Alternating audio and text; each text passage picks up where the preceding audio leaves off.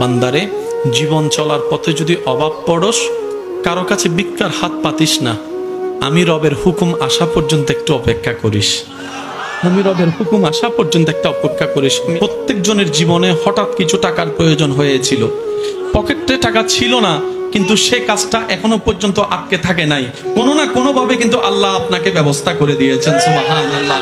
আল্লাহ কখনো কাউকে বেসাহারা রাখে না। আর যেখানে রহমাতুল্লিল আলামিন নবীর উম্মতের কথা আসে, সেখানে তো বেসাহারা কোনো প্রশ্নই আছে না, বেসাহারা কোনো শব্দই আসে না।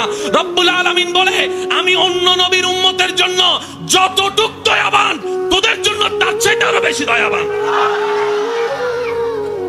রব বলে, লা তাকনাতু মিন রাহমাতিল্লাহ। ও আমার বান্দারে, ওই অভাবে পড়লে এত বেশি নিরাশ হইস না, আমার হুকুমের অপেক্ষা করিস। অসুস্থ হলে এত বেশি ঘাবড়াই যাস না, আমি আল্লাহর নির্দেশের অপেক্ষা করিস। বান্দারে, যদি দুশ্মন বেড়ে যায়, আত্মীয়র ভিতরে দুশ্মনের সৃষ্টি হয়ে যায়, রক্তের মানুষও যদি তোর সাথে জুলুম করে, বেঈমানি করে, মন ছোট করিস না। তোদের জীবনের প্রতিটা ক্ষণে কিভাবে মোকাবেলা করবি সেটা প্র্যাকটিক্যাল শিখে নেওয়ার জন্যই আমি প্রত্যেকটা নবীকে এক একটা মুসিবত দিয়ে তোদের জন্য শিক্ষার ব্যবস্থা করে দিয়েছি। সুবহানাল্লাহ।